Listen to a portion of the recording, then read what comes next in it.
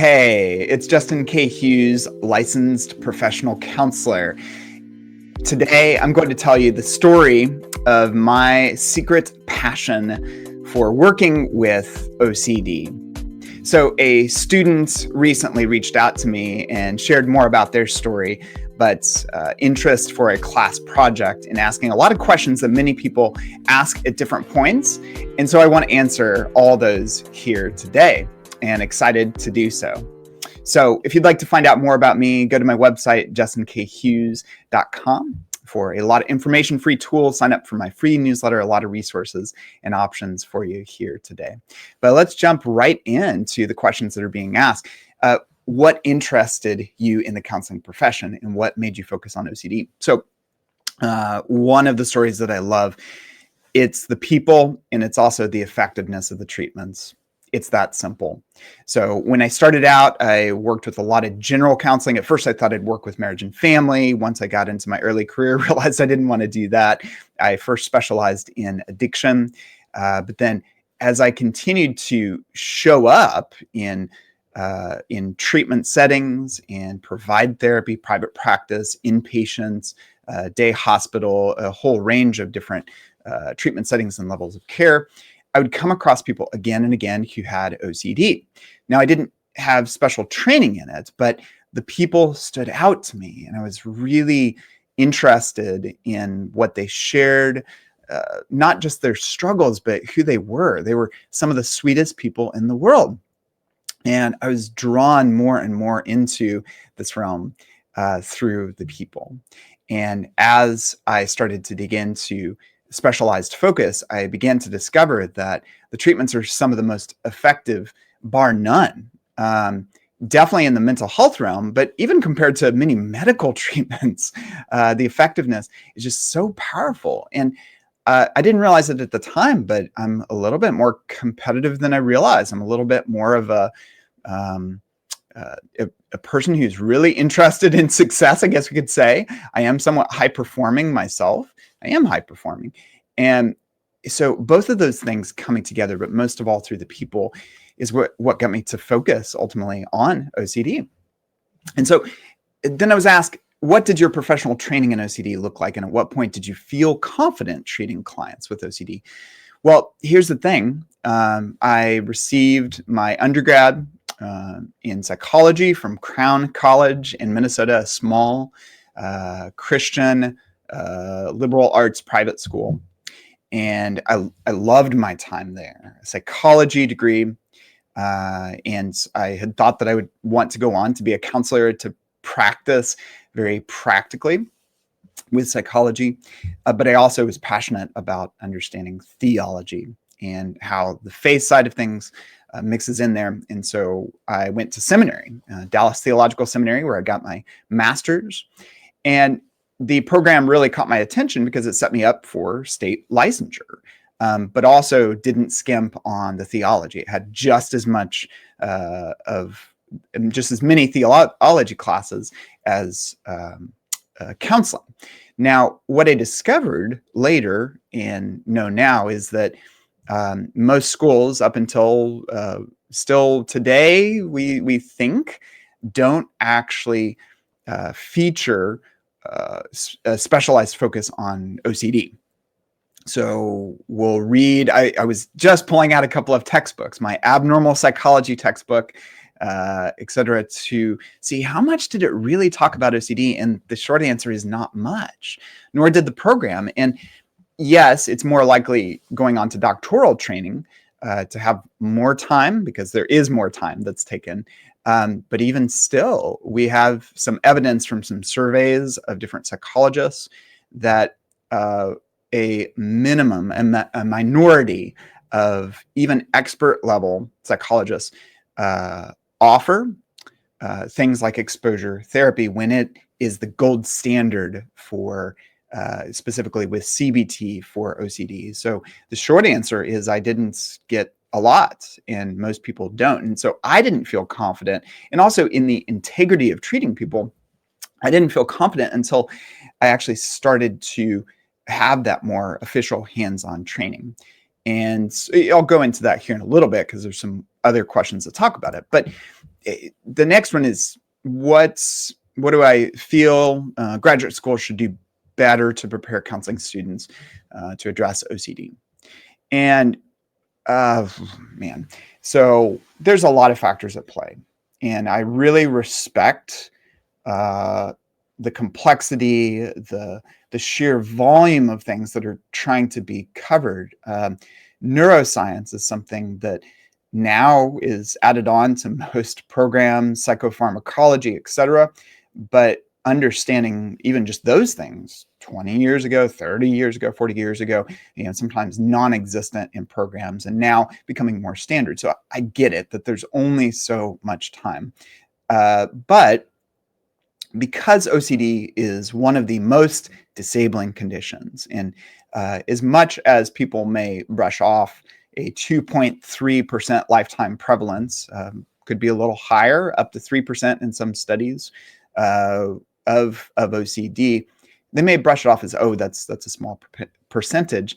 It's actually really, really significant and really crosses over a lot with a lot of psychiatric illness, and the impacts of it are just really, really significant. And so I think that instead of being a side note in especially master's level programs, and then by the time of doctoral level programs, ideally, if I could have my way, I mean, I think it needs to be a whole dedicated class with the option to focus dedicated sessions and fill in the blank, whatever is needed at the level of a practicum or internship or whatever it would be called, depending on the school, depending on the level, to have that extra coverage for OCD. It's something that additionally crosses over into anxiety disorders, which anxiety disorders as a whole are the most commonly diagnosed of all the disorders. If a person shows up in counseling, more than anything else, they are more than likely to have an anxiety disorder statistically than anything else. And then OCD itself shows up quite frequently too. And the trick is this, that some people who work with anxiety know how to work with OCD, but not everyone. And if you know how to work with OCD, you know how to work with anxiety. And part of that is through the access of some of the special tools, the frameworks, understanding the maintenance model of fear, anxiety, etc., especially in cognitive behavioral therapy, of which I'm trained in. And additionally, exposure therapy itself is a bit optional for some disorders. Even treating generalized anxiety disorder from a cognitive behavioral therapy standpoint, you don't have to do exposure, but it's remarkably helpful and can be a game changer. Whereas for OCD, it's essential. And so it's something that if we can come of age, so to speak, with the research and the power behind exposure therapies and ERP for OCD, exposure therapy for other anxiety disorders, phobias, panic, generalized anxiety, it crosses over into many things. So it's not even this 2.3% number of the lifetime prevalence currently, as we understand it with OCD. It goes way, way beyond that. And that I feel OCD should have more representation within professional counseling organizations, such as its own division or journal? Well, of course, I'm going to be biased and probably just say yes. Again, I'm not the person making the decision or determining how much time and resources we work within limits. But there are journals actually dedicated to OCD, one particularly that I know of. And my friend and colleague, Dr. Jonathan Abramowitz, has published a lot of research in one of them as well. I believe it's Online Journal for Obsessive Compulsive Disorder, something like that. I wish I had that on the top of my head, but I don't.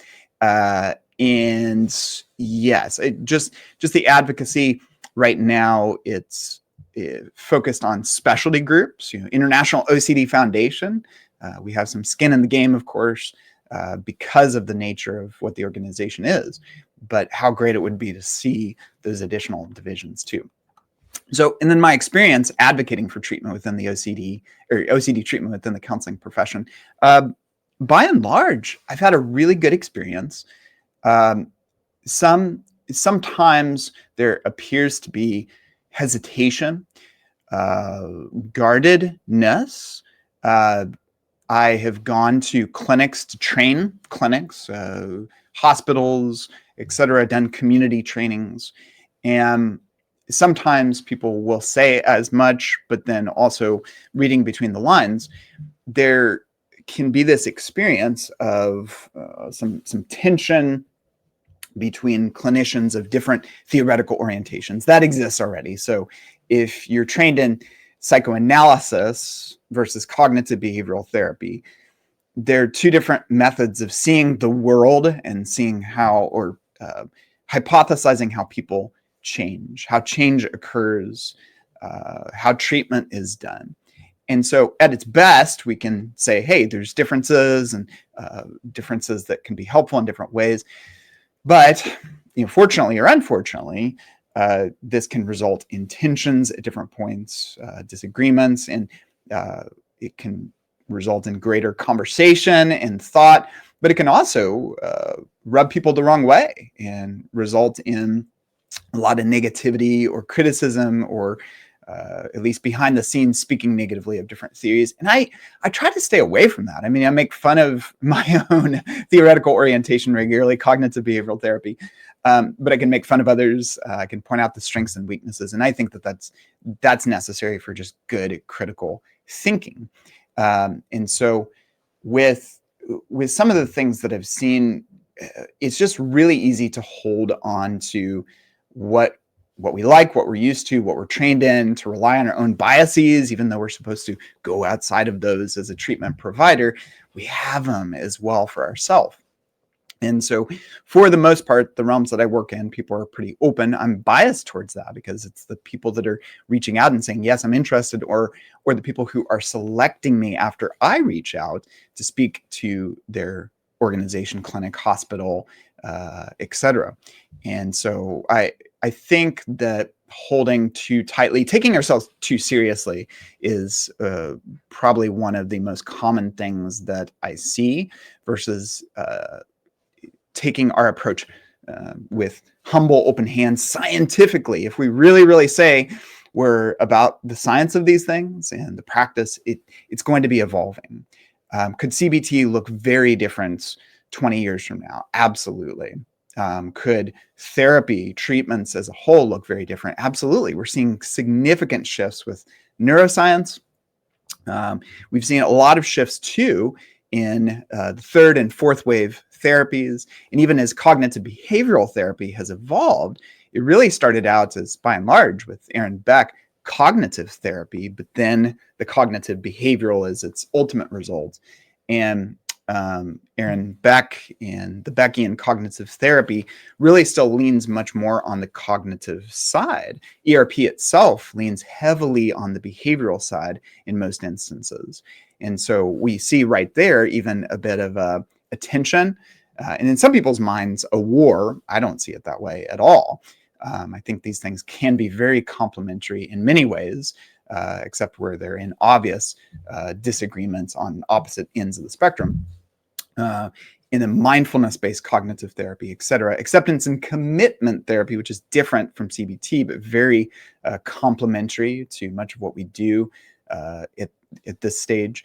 And so back to taking ourselves too seriously, I think that is one of the biggest risks. And then for advocating, it just really, it's neat how it can show up in such a practical way. It just starts with one. It's the power of one. It's one person resulting in a story, resulting in a therapist. Like, I think I fell in love with OCD first because of a person who is a great person to be around. And they inspired me, and the OCD piece stood out. And it went from there. And so now I advocate even answering a student's questions instead of boring old email responses. No offense to anybody who still does that.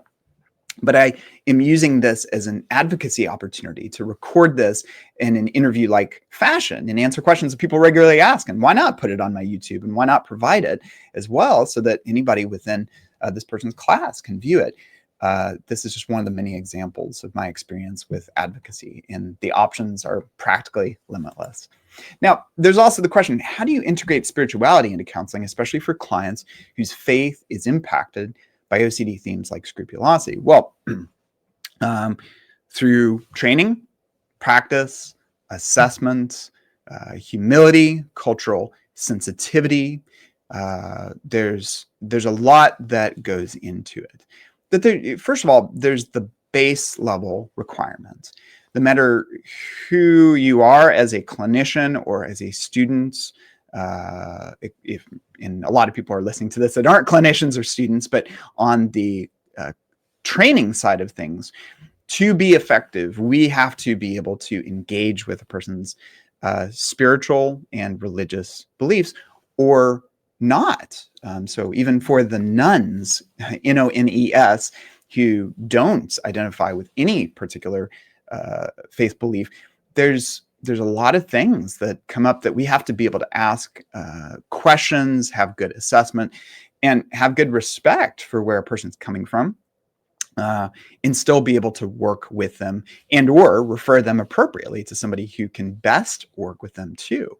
And so integration, there's the difference between competency and proficiency. Competency is the base level requirement, which, by the way, you want to talk about OCD not being in training programs. Faith, religion, spirituality is one of the most significant aspects of diversity, culture, etc., is rarely offered formally as a class or a separate thing that clinicians are trained in, which is a pretty big deal because it is a core competency that we have to have. So the proficiency is getting to a place where it's not just a respect for a person's faith, religion, spiritual practice, etc., but it's moving beyond that, and where maybe even integration happens. What is integration? Integration is getting into the details where a clinician is helping that person to actively practice their faith. Now, some people may do this more across the board. They may be able to do this with a lot of different beliefs and practices. You may find somebody who's more interfaith, but you also may find somebody who's very specific. So like myself, a lot of the time I'm working with Christians, I am Christian. And so to actually integrate faith practices, it has to be done ethically, from a licensure standpoint and from a training standpoint. But it has to be done intentionally, sensitively, but it can be done and is done. There are specialists across the board that work with the particular nuances, not just a knowledge, not just a competency of understanding, if this person has fears about faith or not doing something right or messing it all up. Like with scrupulosity and OCD, it's the obsessive compulsive cycle with spiritual, moral, religious thoughts, feelings, urges, impulses, etc. Scrupulosity is OCD. So we have to have the competency to be able to talk about these things. But then the integration side might be knowing exactly how could prayer be incorporated in a session with a client or not? Would Bible reading be incorporated or not? And so that is the thing. I'm always looking functionally at it. I do not have a black and white answer for many of the moment by moments things. I walk into sessions with maybe an idea of where it's going to go, but sometimes that person wants to read a Bible verse because they have to. If the session doesn't start with a Bible verse, then somehow the session doesn't count. It's not good. It's not going to be blessed by God, or they have to start it with prayer. And if that is keeping them stuck, if that's out of fear, if that's out of a scrupulous obsession in OCD, we're going to need to address that and to not actually pray at the beginning of the session. Now, however, to be able to let a person pray, or if we share the same faith and practice and both sides are fine to pray together, then great. That's really important. So that's just kind of a sampling. That is a huge topic that you can go to school for entirely. So I'll just leave it with that. And then how do I see work on social media, my blog, and other free resources contributing to advocacy and education? Simple. It's showing up, and it's talking about these things that make a real difference in people's lives. And even, as I said already, the format of responding to these questions allows us to be advocacy. And I can now have it on my YouTube and point to this on social media. And one, it becomes a way where people can become maybe a little bit more comfortable or not with me as a therapist, to understand more of what they're getting, which helps save them money, helps save them time. Lest we forget, every theoretical orientation for for therapy is built on rapport with a person. We don't have any just physical treatments that is going to be done without, well, and this is true in medicine, it shouldn't be without a person's consent as well, but it's not signing up to have a shot or a pill or some physical treatment. That rapport is essential no matter who we are, whether it's a cognitive behavioral therapist or a psychoanalyst or fill in the blank. So talking about these things provides advocacy, blog, free resources. It makes it accessible.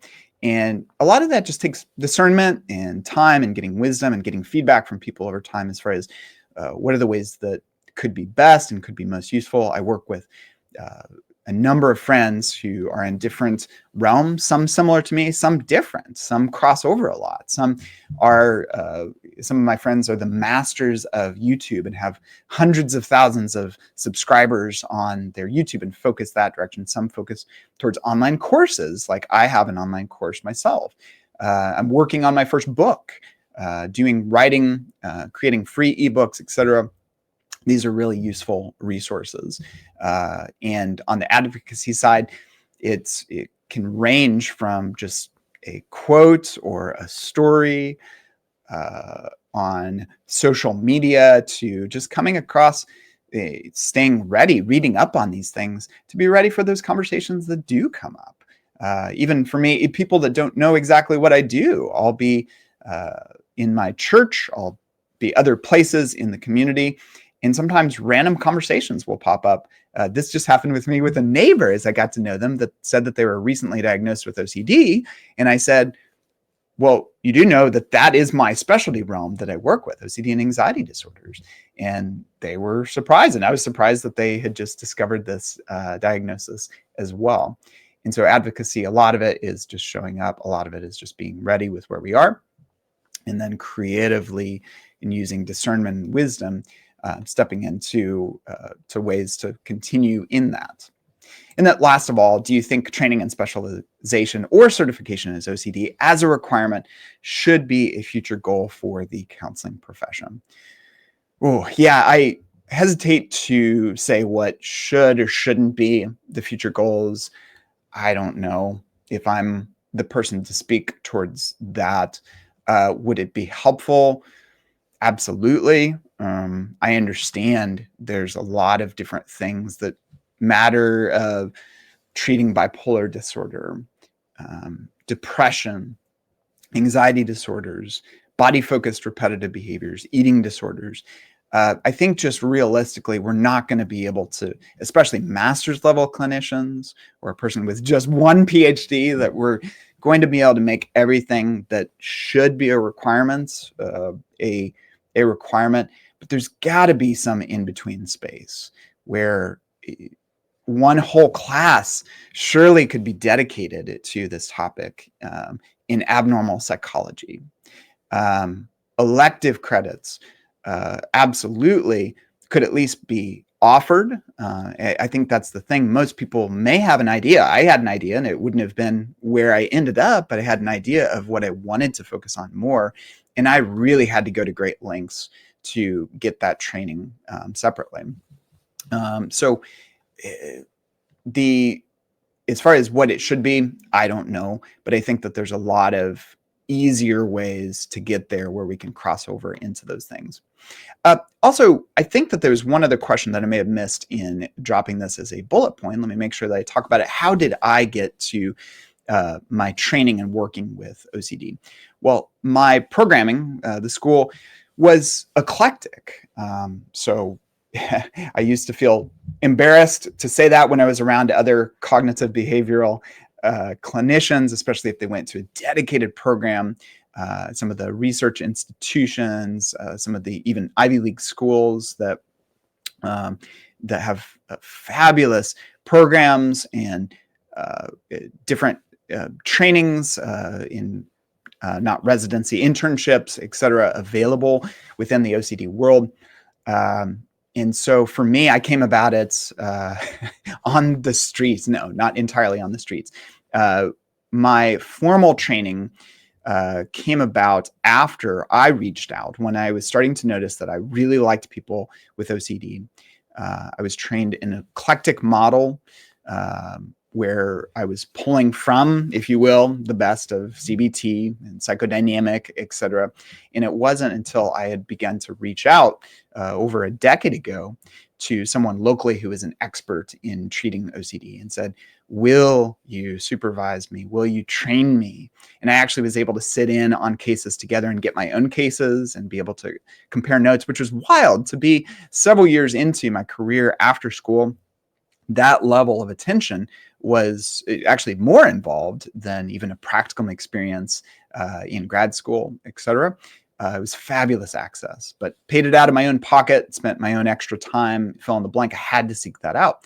And then once I did that, I was waiting to get into my first formal trainings with the International OCD Foundation, the first what's called BTTI, Behavior Therapy Training Institute, which I highly recommend. Ended up doing all of the available ones for that and others, stacking on just as many trainings as I could get, certifications, et cetera. And I came about it in a non-traditional way, but I also took more comfort as I talked to another expert as well, who speaks regularly at all the major conferences, ADAA, ABC, or ACBT, IOCDF conferences. And they're like, yeah, me too. My program wasn't CBT. It didn't train in how to work with this. And so I want to offer that encouragement that we show up where we are today, and we don't always know what we'll, and you might think, if you have a passion as well for OCD or anxiety, that's what you're going to work with. But who knows, that could change. And so show up today with where you are. Just really appreciate the opportunity to answer these questions here today. And I'm grateful for the students who brought them up in their journey as well. If you have questions that you'd like to reach me with, you can reach me through my contact information on my website, justinkHughes.com, and hope to be of help in any way. I have an online course, also working on my book, a lot of free articles, a lot of free ebooks. If you sign up with my newsletter, justinkhughes.com/getunstuck, which pops up right away if you go to my website. It's been a privilege to be here with you today, and I hope you have a great one. Thanks.